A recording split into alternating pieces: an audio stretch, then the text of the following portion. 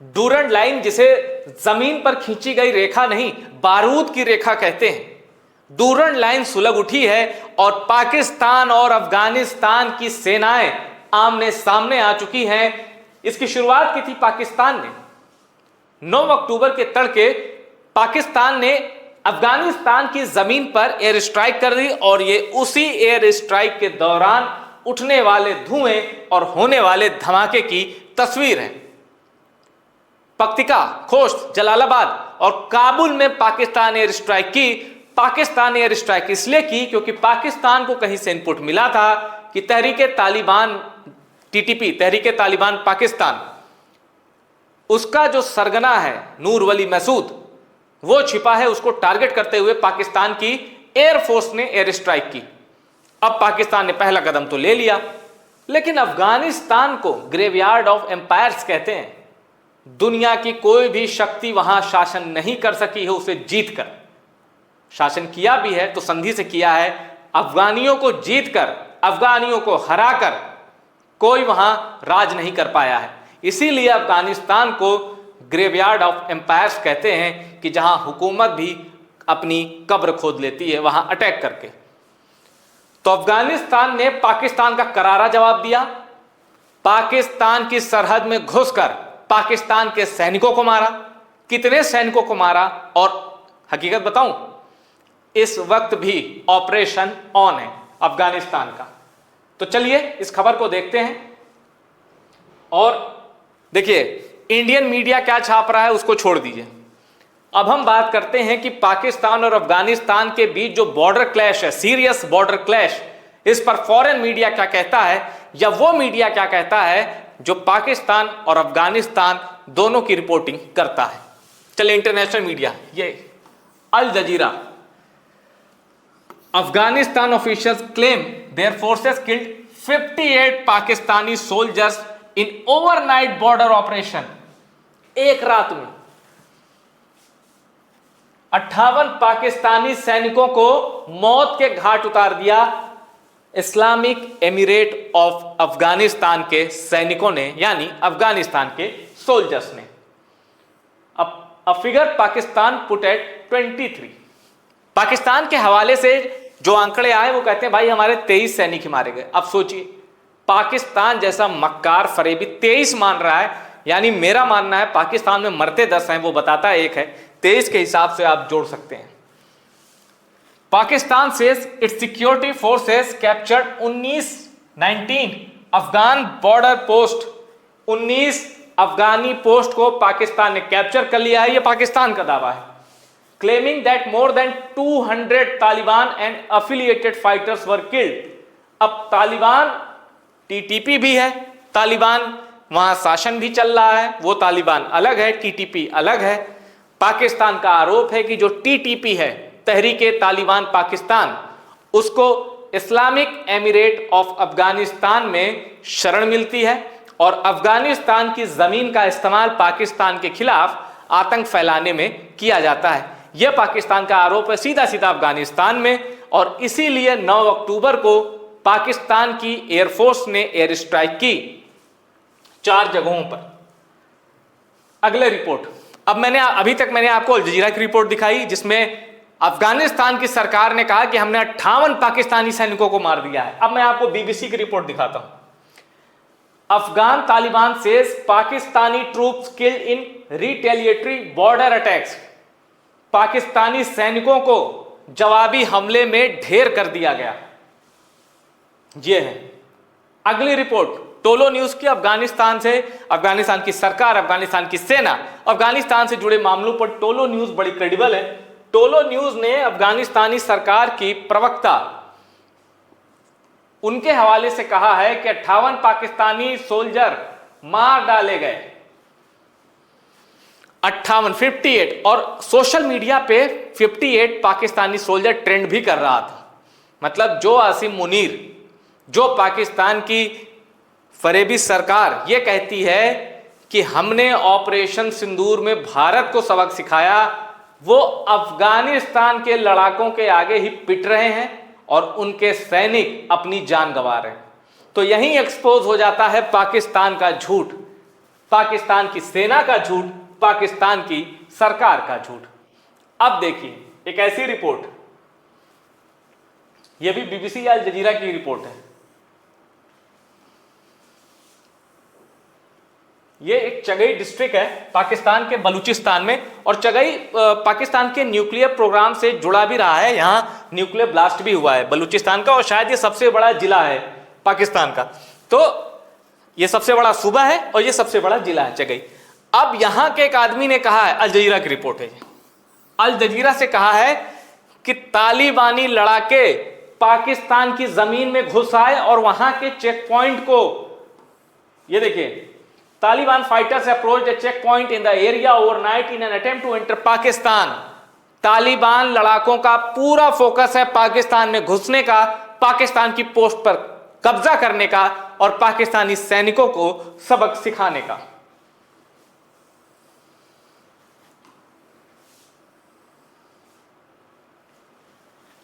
अल जजीरा यह भी कहता है कि पाकिस्तानी आर्मी ने जब देखा कि अफगानिस्तान की सेना हमला कर रही है, तो वो अफगानिस्तान के अंदर घुस गए और कुछ चौकियों पर कंट्रोल किया।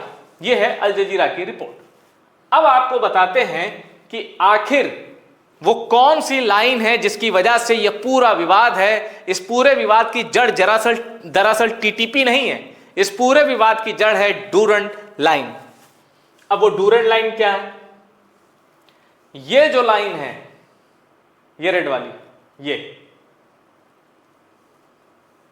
ये है डूरंड लाइन।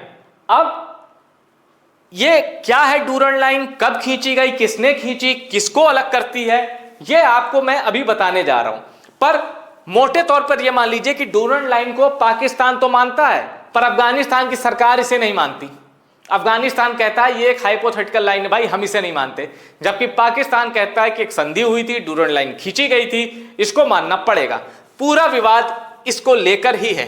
अब आइए आपको बता देता हूं कि डूरंड लाइन क्या है। ये लाइन आपने देख ली कैसे, देखिए अलग कर रही है क्वेटा को कांधार से, काबुल इस्लामाबाद, ऐसे खींची गई है ये लाइन। अब डूरंड लाइन क्या है? 2640 किलोमीटर की ये रेखा है। 2600 जो मैंने आपको रेड लाइन दिखाई थी, 2640 किलोमीटर यानी 1640 मील की है। अब ये रेखा जो है किसके बीच है? अफगानिस्तान और पाकिस्तान के बीच। लेकिन इट वॉज स्टैब्लिश्ड इन 1893। तब पाकिस्तान था भी नहीं, और इसीलिए अफगानिस्तान था, तब ब्रिटिश इंडिया होता था। तो ब्रिटिश इंडिया और अफगानिस्तान के बीच ये लाइन थी। 1893 में एक संधि के तहत डूरंड रेखा खींची गई थी, और पाकिस्तान जब बना तो अफगानिस्तान ने कहा कि भाई ये रेखा तो ब्रिटिश इंडिया के बीच थी, अब पाकिस्तान बन रहा है, हम इस रेखा को नहीं मानते, और यहीं से ये पूरा विवाद शुरू हुआ है। अब ये डूरंड लाइन किसके नाम पर है? Sir Henry Mortimer Durand. इन्होंने ये ब्रिटिश इंडिया में फॉरेन सेक्रेटरी थे, और इन्होंने अफगानिस्तान पे जो रूल कर रहे थे, एमिर कहते हैं जो वहां का शासक होता है, अब्दुल रहमान खान, उनके साथ एक संधि की और वो लाइन खींची थी। और एक चीज मैं बता दूं, एंग्लो अफगान वार हुई थी, उसमें अफगानिस्तान ने खदेड़ दिया था अंग्रेजों को। फिर 2-3 अफगान ब्रिटिश वॉर और हुई। अब उसके बाद ब्रिटिशर ये समझ गए कि देखो हमें यहां शासन करना है तो हमें यहां इनका लोकल आदमी चाहिए। अब अफगानिस्तान के एक लोकल को, शासक को वहां सल्तनत दी गई और फिर संधि हुई। तो ये अंग्रेजों की चाल थी। The border divides the Pashtun tribal regions and Baloch territories, separating communities and families across both side, Pashtun और बलूच। अब एक चीज बड़ी इतनी बारीक है जिसको समझना जरूरी है, और अगर आपने ये चीज समझ ली तो आप समझ जाएंगे कि पाकिस्तान और अफगानिस्तान जब दोनों ही सुन्नी इस्लाम मेजॉरिटी सेक्ट है, वहां जब दोनों ही इस्लाम को मानने वाले हैं और सुन्नी इस्लाम को मानने वालों की आबादी मेजॉरिटी में है, बहुमत में है, तब पाकिस्तान और अफगानिस्तान क्यों भिड़ रहे हैं? क्या सिर्फ डूरंड लाइन के लिए? देखिए, पाकिस्तान की जो आइडेंटिटी है, पाकिस्तान के जो रहने वाले हैं, धर्म के आधार पर भारत का विभाजन हुआ, पाकिस्तान बना, पर अफगानिस्तान के जो पठान हैं, अफगानिस्तान के जो कबीले हैं, अफगानिस्तान के जो ट्राइब हैं, वो इस्लाम के आने से बहुत पहले से फल फूल रहे हैं। कहने का मतलब यह है कि अफगानिस्तान के जो पठान हैं, जो पश्तून हैं, इनफैक्ट जो बलोच हैं, वो अपने आप को पहले पश्तून मानते हैं, बलोच मानते हैं, पठान मानते हैं, फिर कहते हैं कि फिर हम मुसलमान हैं। उनको इस्लाम से उतनी ही मोहब्बत है जितनी किसी दूसरे मुस्लिम को, लेकिन वो अपने कबीले को, अपनी आइडेंटिटी को आज भी संभाले हुए हैं कि भाई इस्लाम अपनाने से पहले वो जिस कबीले से थे, उनकी जो पहचान थी, उसको वो बरकरार रखे हुए हैं। इनफैक्ट वहां के लिए, जैसे मैंने आपको बताया कि पठान कहता है कि अगर पश्तून है, वो कहता है कि भाई हम पहले पश्तून हैं, फिर हम मुसलमान हैं। और अफगानी कबीले यही कहते हैं कि पहले हम इस कबीले के वासी हैं, फिर उसके बाद हम मुसलमान हैं। यही अंतर है अफगानिस्तान में और पाकिस्तान में, यह मोटा अंतर है। ये डूरंड लाइन मैंने आपको बता दी। अब देखिए एक चीज, तालिबान का शासन है अफगानिस्तान में। तालिबान को अफगानिस्तान में भी किससे खतरा है? कौन है जो तालिबानियों को उनकी मस्जिद में घुस के मार रहा है? जी हां, तालिबान, जो कि खुद उनका एक कट्टर कानून है, शरिया फॉलो करते हैं। लेकिन वो कौन है जो तालिबानियों के नाक में दम कर दिया है? वो संगठन है ISIS के, यानी Islamic State Khorasan. Khorasan module जो है, अब वो कितना खतरनाक है ये इसी से समझ लीजिए। ये रिपोर्ट देखेंगे क्लियर हो जाएगा सब, कितना खतरनाक है इस्लामिक स्टेट का खुरासान मॉड्यूल। जब तालिबान का शासन नहीं था, यानी अफगानिस्तान में सरकार थी जो अमेरिका के समर्थन से चल रही थी, या हामिद करजई वगैरह की, तब जब तालिबान ने टेक ओवर नहीं किया था, तब इस्लामिक स्टेट खुरासान ने कितने अटैक किए? 262। और जब अफगानिस्तान पे पूरा कंट्रोल तालिबान का हो गया, तब इस्लामिक स्टेट खुरासान ने 283 अटैक किए, यानी 21 हमले ज्यादा। और ये रिपोर्ट कब से कब तक की है? 15 अगस्त 2021, क्योंकि इसी दिन अमेरिकी फोर्सेस काबुल छोड़ के भागी थी, टेक ओवर कर लिया था तालिबान ने। 15 अगस्त 2021 से मार्च 31, 2023, यानी कि 2 साल भी नहीं है, करीब 1.5 साल मान लीजिए, 1.5 साल के अंदर की ये रिपोर्ट है। और जब अफगान सरकार थी तब, यानी तालिबान सरकार नहीं, अफगानिस्तान की सरकार, तब इस्लामिक स्टेट खुरासान मॉड्यूल ने कितने मारे? 399। लेकिन जब तालिबान का शासन आ गया तो कितने मार दिए? 671। देख लीजिए, यानी 272 का करीब अंतर है। इस्लामिक स्टेट खुरासान वो भी अफगानिस्तान पर पूरी हुकूमत चाहता है और तालिबान को अपना दुश्मन मानता है। इंजर्ड का आंकड़ा देख लीजिए, जब सरकार थी तब 724, जब तालिबान आया तो 1214। तो इस्लामिक स्टेट खुरासान ने तालिबान के नाक में दम कर रखा है। मस्जिदों में घुस के फिदाइन अटैक हुए हैं, और वो अटैक किए हैं ISIS के ने, यानी इस्लामिक स्टेट खुरासान। यह है पूरी कहानी। और पाकिस्तान कहता है कि अफगानिस्तान की जमीन पर TTP के आतंकी जो हैं वो पलते हैं, पर पाकिस्तान यह भूल जाता है कि उसकी जमीन तो हेवन है। दुनिया भर के दहशतगर्दों के लिए पाकिस्तान जन्नत है। भारत में जैसे सब्जियों की मंडी लगती है, पाकिस्तान में कारतूस की, बंदूकों की, ग्रेनेड की मंडियां लगती, कोई भी जाके खरीद सकता है। मतलब गन कल्चर शब्द इस्तेमाल करना ही वहां बेमानी है। गन कल्चर ये कुछ होता ही नहीं वहां किसी के पास कुछ भी निकल सकता है। पाकिस्तान के पास दुनिया का सबसे खतरनाक आतंकी ओसामा बिन लादेन पाकिस्तान में छुपा रहा। पाकिस्तान की खुफिया एजेंसी, पाकिस्तान की सेना ने उसे सबकी नजर से बचाए रखा। पाकिस्तान का DNA ही टेरर का है, इसमें कोई डाउट मत रखिए। अब अफगानिस्तान से भारत के रिश्ते कैसे हैं, कैसे सुधर रहे हैं, ये विमर्श का विषय हो सकता है। हम इस पर बात कर सकते हैं कि अभी हमने देखा कि अफगानिस्तान का डेलीगेशन जो भारत आया तो उसको प्रोटोकॉल दिया गया, गार्ड ऑफ ऑनर दिया गया। अब उस पर बहस हो सकती है कि हमारी विदेश नीति कैसे चेंज हुई, पर हम अफगानिस्तान को इग्नोर करके नहीं रह सकते, बिल्कुल नहीं रह सकते। तो डील करनी पड़ेगी, उनसे बात करनी पड़ेगी, ठीक। लेकिन इसके बीच पाकिस्तान की हालत पतली कर रखी है अफगानिस्तान ने, इसमें भी कोई शक नहीं है। और ग्राउंड बैटल होगी तो अफगान लड़ाकों के आगे पाकिस्तान की औकात नहीं है कहीं से टिक पाए। हाँ, सोर्सेस की कमी है। पाकिस्तान एक प्रोफेशनल आर्मी है, उसके पास विनाशक हथियार हैं, एटम बॉम्ब है, लेकिन तालिबान जो अफगानिस्तान की हुकूमत में है उसके पास इतने उन्नत किस्म के हथियार नहीं है। लेकिन फिर मैं कहता हूं, पाकिस्तान ग्रेवयार्ड ऑफ एम्पायर्स नहीं है। पाकिस्तान एक बुज़दिल मुल्क है जिसके पास एक ऐसी सेना है जो दुनिया की कोई जंग नहीं जीती है, कोई जंग नहीं जीती है।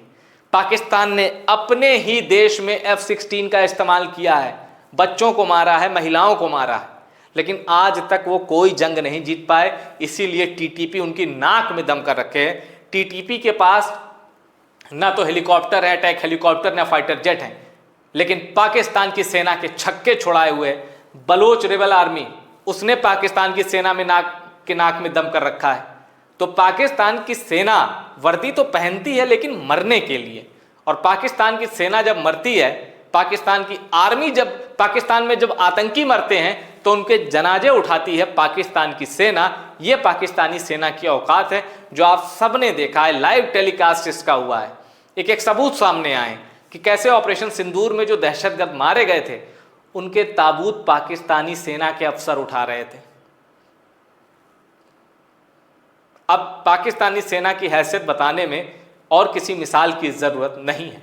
93,000 सैनिक सरेंडर हो गए थे 1971 की जंग में, 93,000। अब पाकिस्तान को उसकी औकात अफगानिस्तान बता रहा है जिसने मार्च 2021 से काबुल की सत्ता संभाली। यह संघर्ष कभी शांत नहीं होगा क्योंकि डूरंड लाइन बारूद की वो रेखा है जिस पर धमाके होते रहेंगे, और जब तक अफगानिस्तान है यानी कयामत तक है, तब तक पाकिस्तान में अमन नहीं है, कम से कम डूरंड लाइन के आसपास। टॉप सीक्रेट की ये रिपोर्ट पसंद आई, इसको शेयर करिएगा और टॉप सीक्रेट को सब्सक्राइब जरूर करिएगा।